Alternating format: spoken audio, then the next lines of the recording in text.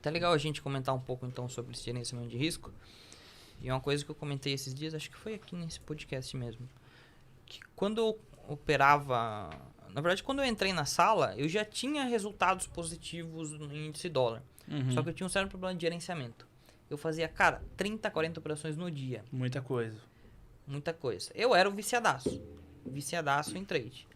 Hoje você comentou que faz 3 operações no dia, eu faço 3 no mês. 3, 4 no mês, então. com uma mão muito maior. Só que eu sei exatamente o meu trade system e eu espero ele acontecer e pronto. Não faço outra coisa. Eu queria que vocês comentassem um pouco da importância disso, cara. De ter esse gerenciamento. Acho que a galera não percebe que muitas vezes a virada de chave que todo mundo busca tá aí.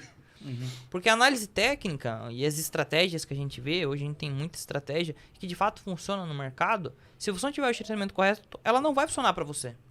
Mesmo que seja uma estratégia extremamente assertiva pro Mário, pro Gabriel, chega um cara operar a mesma estratégia e não ganha dinheiro. Porque ele não tem o mesmo gerenciamento. Exato. E como é que funciona o gerenciamento para vocês? É assim, que nem o Fabrício comentou, né? Quem não faz conta, né? Acaba perdendo para quem faz. Ou seja, então a gente desenhou um plano de trade, certo? Então eu tenho que desenhar um plano de trade, eu tenho que ser racional. Não adianta também eu achar, né? Então, por exemplo, tem muita gente que vai lá, cria, por exemplo, um robô para fazer um gerenciamento de risco. E aí o robô ele vai fazer várias operações no dia. Só que, porra, você opera sexta-feira à tarde? Ninguém opera sexta-feira à tarde. No mercado acionário, não. O único cara que opera sexta-feira à tarde é o cara que, infelizmente, ele tá lá, trabalha numa corretora, alguma coisa lá, é obrigado a ficar, né? Nem os bankers operam sexta-feira à tarde. Entendeu? Depois de meio dia vai todo mundo embora. Vai todo mundo embora.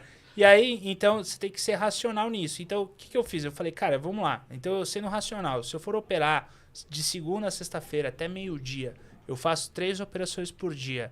Nessas operações, eu utilizo um cenário totalmente técnico, impulso, correção alinhado com a média. Quantos desses movimentos apareceram para mim nos últimos anos ou nos últimos meses? Então, eu tenho que ir lá e pontuar um por um. Então, eu fiz isso.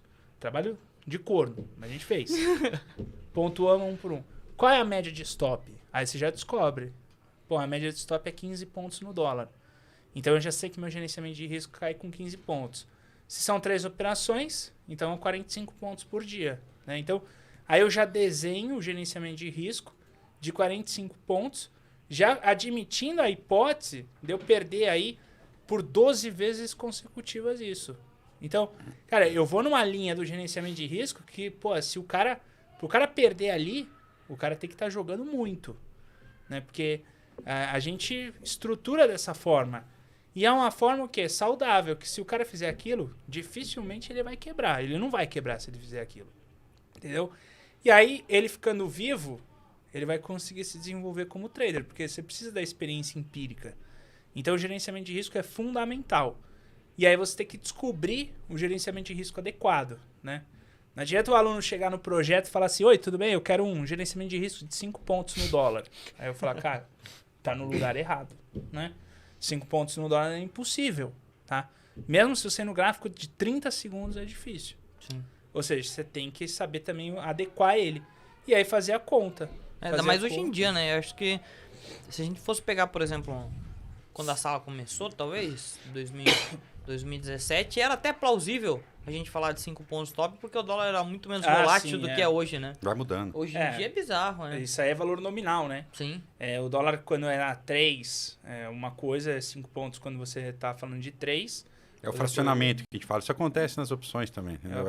A dinâmica, por exemplo, de uma opção da Vale e uma opção da Petro. Até pelo valor de face dos papéis, né? Se eu pegar uma opção de R$4, no caso da Vale, né? Um papel que nem a Vale, eu tenho mais fracionamentos ali nos centavos do que numa opção de menor valor ali, né? Então, isso também muda. Tem que estar de olho. Mas, cara, gerenciamento de risco é tudo, né? Então, sempre que você fizer a conta de gerenciamento de risco, faz assim, tipo, qual que é o máximo do máximo que eu posso perder e que eu ainda vou continuar no mercado, né? Não vou, tipo, arregar.